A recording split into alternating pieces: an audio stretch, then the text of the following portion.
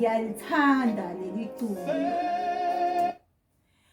Sawubona mngani. Welcome back to Zulu Lessons with Thando, the place for modern conversational Zulu language lessons. Mngani, I love this song by Sbunowa. It's actually such a very short song, and so I thought to share it with you so you may enjoy it with me as well. The song title is Hlala Nami Jesu. Oh, I can't even say it without wanting to sing it. Mingani, in this song, the singer is asking Jesus to stay with them. They're saying, Jesus, stay with me. The sun is setting. It becomes way too dark when you are not there, my Lord. And then it goes on to say, may you never leave me. May you never give up on me. It becomes too dark when you are not there. Now, as usual, you may find the notes on this lesson in my website if you click the link in the description box and also pinned on that very first comment. You can then join my emailing list where I send you all the notes of the different lessons I share here on YouTube. It's a free service, so you can always just unsubscribe at any time. But you are not charged for anything at all. I do also, on those emails, send you offers, specials of my courses or anything that I am running at whatever specific time in that same emailing list. But I promise I will never send you nonsense and something that will waste your time. Now, Mngani, let's go through this song word for word and then a little bit of an intro into the grammar that is in those lyrics. You know I love grammar. Now, I will not go through all the grammar, but I've got all the notes there for you already, so that when you are sitting and learning the grammar and learning the song, then you'll be able to understand everything in the song and also gain new vocabulary. And Mngani, you can get yourself this song from all the different streaming websites. Now, Mngani, let's get into these lyrics. By the way, Sbunowa, if you also want to listen to his other songs on YouTube, go on the comments and you'll find that he has also included a comment there with the lyrics and translation line by line into English. Shouldn't just all the singers do the same thing? I mean, honestly, that would be so helpful. I would understand all the Kiswahili songs I'm always singing and the Yoruba and Igbo songs that I'm always singing. Now, anyway, let's get on to Hlala Nami Jesu. The first line is Hlala Nami Jesu. Stay with me, Jesus. Hlala Nami. That verb, Hlala, is to stay, to sit, to reside. So if you want to say, I live in Durban, you would say, Ngihlala eThekwini. Now, if we are using the verb on its own like this in isiZulu, Hlala, there's no pronoun before it, we are really giving a command, an instruction, a request. And so, of course, the singer here is saying, stay with me, Jesus. Hlala Nami Jesu. The second line is Seliyashona. It is now setting. It's not written in the song, but you can then deduce from it that we are talking about the sun, Ilanga. Ilanga is a class 3 noun, and so its pronoun and object pronoun is li. So when you see that it says Seliyashona, that li is the object pronoun for Ilanga. Seliyashona, the verb shona is to set. So when we are talking about the sun setting, ilanga liyashona. Now, we are saying seliyashona, that SE at the start of that phrase. That is saying it is now. So if I say sengikhathele, not ngikhathele, I am tired, but sengikhathele, I'm saying I am now tired. Seliyashona, it is now setting. Or you can then say it the way Isbunowa says it, and he says, as the sun sets. And I think that sounds even more beautiful. Then the next line says, kuba mnyama kakhulu. Kuba mnyama kakhulu. That, the whole phrase there is, it becomes too dark. It becomes very dark. Now, let's break down each word. Kuba is the one, becomes. It becomes. Kuba. The ba there being the auxiliary verb, to be, to become. And then we have mnyama. That's the color, black. Mnyama. For example, my hair is black. Izinwele zami zimnyama. But we also use that same word, mnyama, to say dark. So if I want to say it's dark outside, I then say kumnyama phandle, kumnyama emnyango. Any one of those two words works for outside. Then the last word is kakhulu. Kakhulu is an adjective, a lot, a lot. Kakhulu. Kuba mnyama kakhulu. Mawungekho nkosi yami. That's the last line in that first phrase or stanza of the song. Mawungekho nkosi yami. When you are not there, my Lord. Now, that first phrase in that sentence, mawungekho, let's tear it apart, because it's actually more than one word.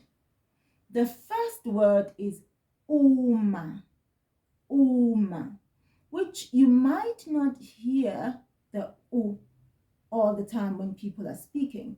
Sometimes someone will just skip that u and just say ma, and then whatever else they are saying. Uma is if, uma is when. But when I'm saying when, I'm not talking about the same when I'm asking you, when are you coming? No. When are you flying in? When is your plane landing at King Shaka International? That's not the same when. This one is one that goes along with if. So with the same meaning as the word if in English. Uma. And then we have a W. Let's park the W for a minute. Then move on to the next part of the phrase. Ungekho. Ungekho. Ungekho is you are not there. Now, look at the two now. Uma, ungekho. In spoken language, we do tend to smoosh words together and drop sometimes the last vowel of a word if the next word is starting with a vowel as well.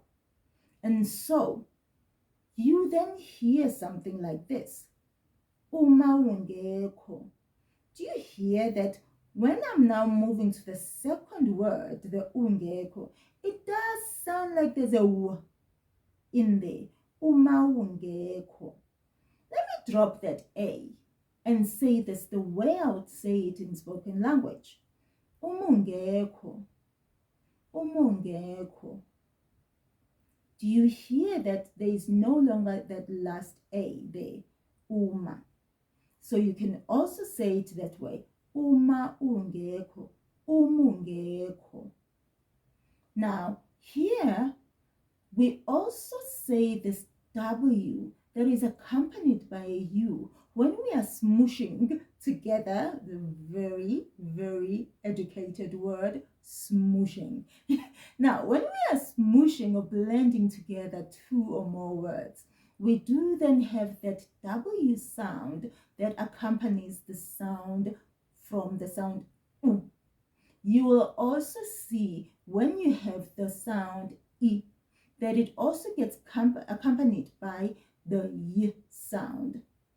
So those two, the letter Y and the letter W in isiZulu, are also what are called consonant vowel sounds. Just those two though, not others. Now, mawungekho, when you are not there, if you are not there. And then Nkosi yami. Inkosi, do you hear that? I'm starting with an I. Inkosi. Inkosi is the Lord. Of course, Inkosi is also a king. Now, when I am talking directly to the Lord, then I want to say that very first vowel of the word God or King or Lord. Just like when I am talking to you, if your name is Umgani, friend, then I won't say U when I'm talking to you. I'll say Mgani. If your name is Tabisile, I won't say Sawubona uThabisile, hello uThabisile. No, I'll drop that first vowel there before your name, which is U. And I'll say Sawubona Thabisile. Now, let's move back to the Lord, Nkosi. We've now dropped that I of Inkosi. But note here that the letter N is a capital letter. It's an uppercase. Even when the I is there, the I will also be uppercase, Inkosi, to show respect and reverence now, because we are talking to and about God. Now, the last word there is yami, which is a possessive pronoun. Yami, mine. We say yami when we are talking about a noun that is a class 5 singular noun. Even if we're saying a car, imoto yami, my car. That is a word that starts with I am. The word indlu, a house. Indlu yami, my house. The ya is the one that connects to this noun, inkosi, indlu. And the me part is myself, that am I. So always the second part of the possessive pronoun is the owner or the possessor of whatever it is that we are talking about. And in this case, we are talking about God, the Lord. And we are saying, my Lord. Who does the Lord belong to? Who does the Lord belong to? Me. He's my Lord. He's my God. And so the last part of the possessive pronoun is myself. But if I was saying your God, I would then say Inkosi yakho, your God. If I was saying your car, imoto yakho, your house, indlu yakho. So we are only changing that last part of the possessive pronoun. But because the noun itself is still a class 5 noun, indlu, imoto, inkosi, it does not change that first part of the possessive pronoun. It stays as ya the whole time. It will only change if we were to talk about a different noun. For example, if I wanted to say to God, to talk to God as uNkulunkulu, God, and not Inkosi, my king, my Lord, then I would now change the possessive pronoun, because now it's uNkulunkulu, which is a class 1A noun. Now it will be uNkulunkulu wami. Do you hear that the first part of the possessive pronoun is now wa? But mine, still my God. So the last part is still me. But if I want to say your God, I would say uNkulunkulu wakho. Do you see that the wa stays the same because we are still talking about uNkulunkulu, God? But now we've changed the owner, the possessor. We've changed it now to you. And so it now ends with ko. But what about him or her? So we're saying someone else's God. So her God, his God. Let's start with uNkulunkulu. We want to say his God. uNkulunkulu wakhe. Do you see, we only changed that last part of the possessive pronoun, wakhe, his or hers. Now let's go on to inkosi, his Lord, her Lord. Inkosi yakhe, inkosi yakhe. Now, practice that with different types of nouns and use it with the possessive pronouns and say my God, your God, his God, their God, our God, yours God, and practice saying this so that when you are now singing it or speaking it to someone else in conversation, it comes naturally to you. I can improve your language skills in isiZulu, but one thing I cannot do is improve this channel without your help.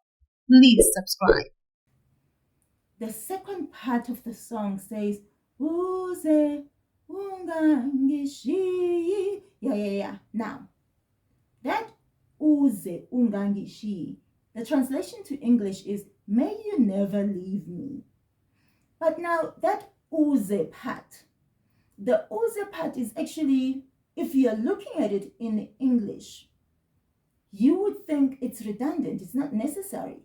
But that is just what makes language in isiZulu just so much richer, because it's a richer way of saying, may you, and then whatever it is that you're saying, may you do this or may you do that. It is an instruction.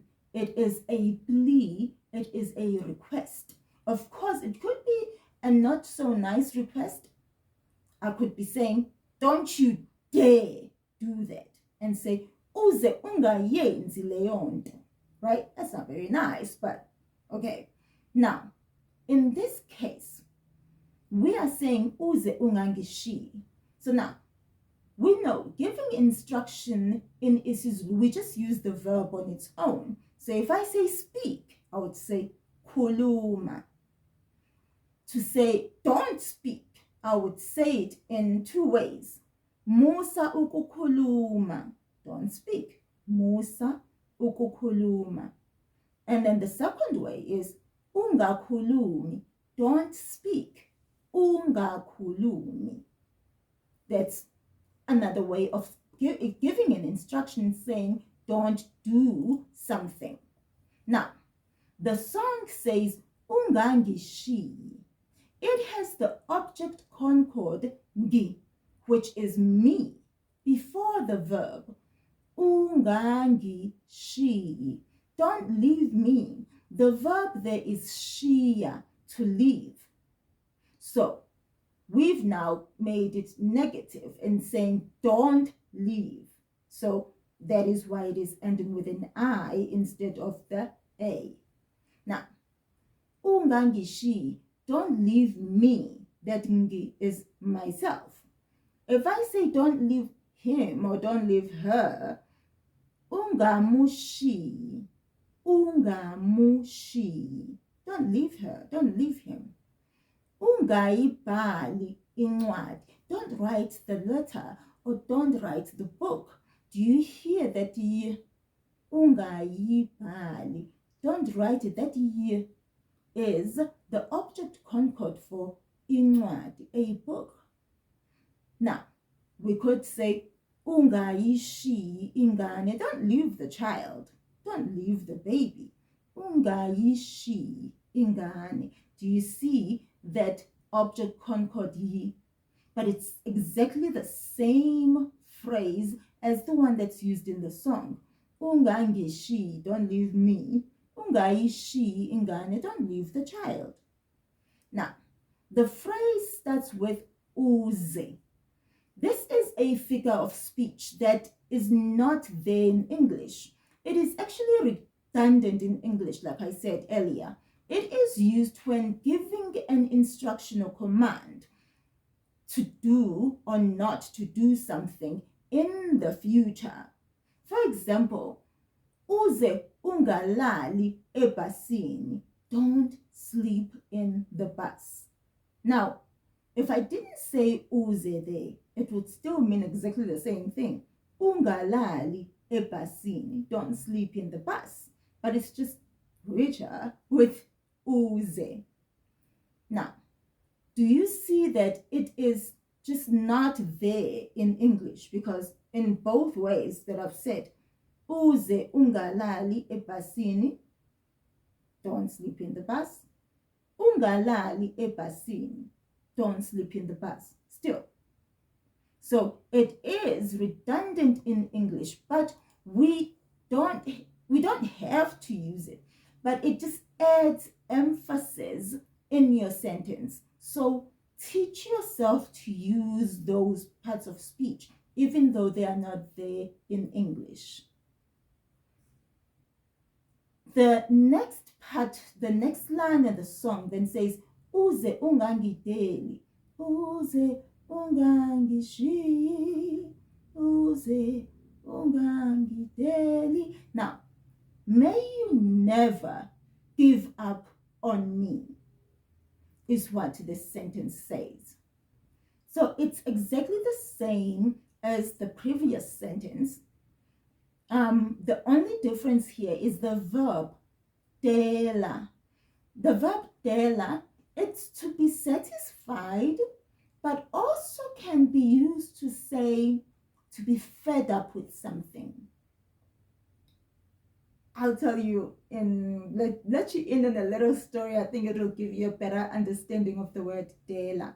Now, anyway, the verb dela, it is used to express being satisfied with something, having enough of something, and also having too much and being fed up of it. For example, I have had enough of him. Ngimudelile. Now, here in this song, it is asking God not to give up on the singer. So don't be fed up with me, basically, is what the song is saying with God, to God. Don't be fed up with me. Now, this is a person's name, Deliwe, which is a name of a girl. So one girl I knew, her mom was pregnant as a teenager, which was embarrassing enough as it is. But then something worse was the pregnancy went on for 10 whole months. Imagine that. So when she finally gave birth as a teenager, after being pregnant for a whole 10 months, when she finally gave birth, she said she had had enough of the pregnancy and then named her daughter Deliwe.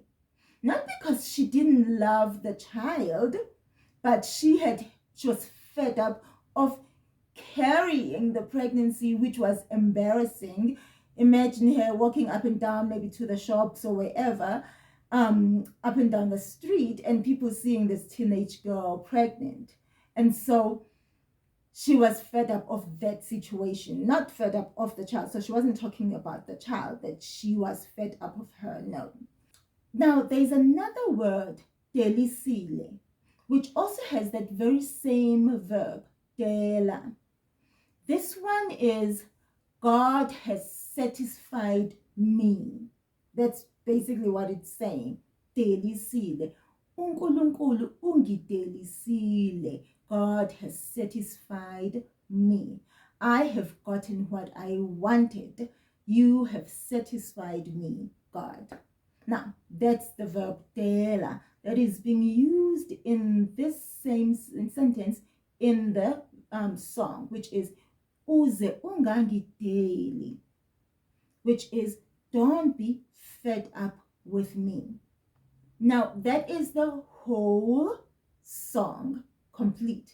I am going to ask you to then sign up for my emailing list so you get all the notes for this song, the grammar and everything that we've learned. That way you can then practice making sentences with the same words. What I love about music is it teaches you and pushes you to say and pronounce words not in the way you would say them in class while you're learning, but more close to the way that we speak in spoken language.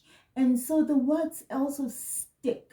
You remember them more as you sing them. So mngani, definitely do practice this grammar and also sing this song so that you can acquire more vocabulary in isiZulu. Now mngani, ngiyabonga for watching this video lesson till the end. If you found it helpful, please click like and also share it with someone. Now, I do have a channel where I teach children isiZulu, Mama Thando's isiZulu classroom. You might also find it helpful for yourself. Visit it today and subscribe. Sala kahle.